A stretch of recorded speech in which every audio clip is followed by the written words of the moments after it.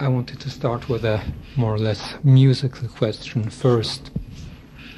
I don't know whether you're aware of it in Germany, and here there has been released a record by you, entitled in German Liebesträume. Have you ever seen it? Called Love Dreams. Yes, somebody showed me that record. And that made me once more aware of sort of a discrepancy in that in some countries where your words aren't understood that well, you're perceived as a sort of a singer of sad but beautiful love songs. Does that make you uneasy, this sort of reception? Well, that record made me very uneasy. It was the only record that has ever been released which I didn't design the cover and choose the songs.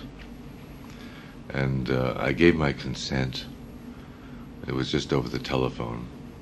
The head of the German record company said, "We want to put out a compilation of your songs."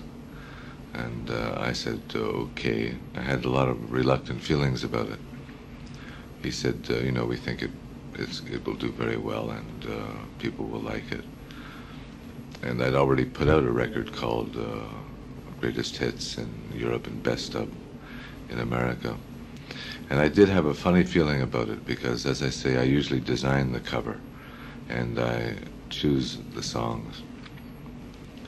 When I saw the album and the kind of treatment that they'd given these songs, I was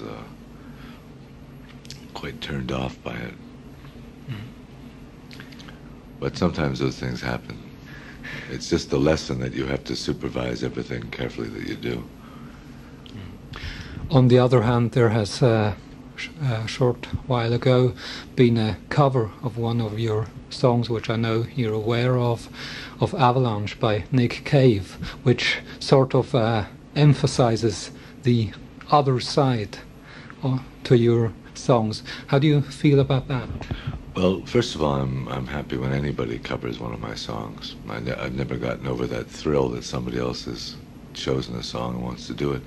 I think Nick Cave's instinct in choosing that song to cover was very good, because that's just the kind of song that is made to be torn apart. And I like the way he tore it apart. I like the way he went out with it. It seems to me that, Songs of Love and Hate was a very, in a way, very depressed or bitter album. So that Nick Cave maybe has taken that depression and put it over the top.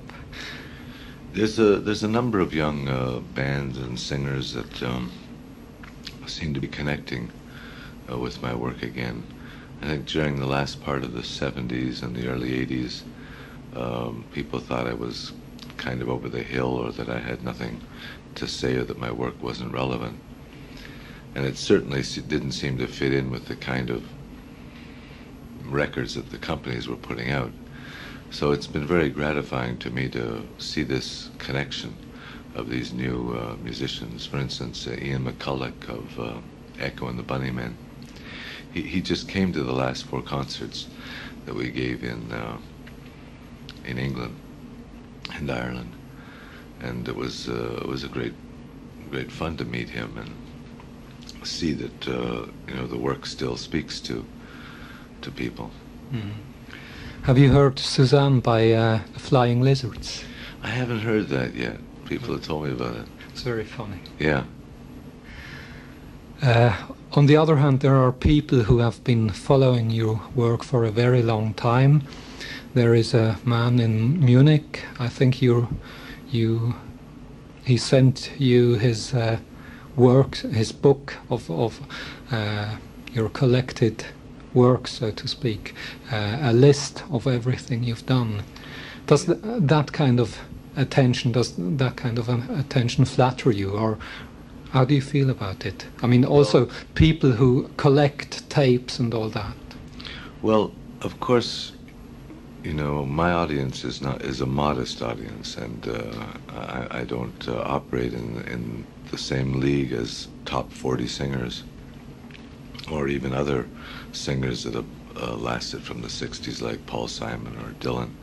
My audience is much, much smaller, so I'm always pleased when I get some echo of interest in the work. That particular scholarly work, which documented every concert I've ever given, was very helpful to me.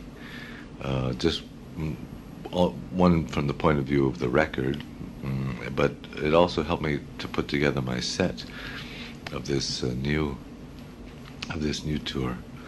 But I think that kind of work is very valuable, not just for myself. I think that we have been for the past 20 years in some kind of a magnificent flowering of song and music, and I think there will come a time when people want to study what was going on, and this kind of document will have some relevance, I think. So you actually don't mind if people record your concerts to these ends? I myself don't mind. You know, the record companies and the people that are involved in the whole enterprise, of course, are going to be very wary of that sort of thing. But if someone's just recording a concert privately to use themselves, and you know, is not immediately going to rush to the presses and sell them, I can't say that I'm very upset about that now.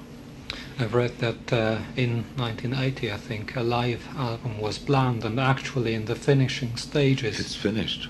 That album is finished. My record company didn't want to put it out. Why is that? I guess they thought they couldn't sell it.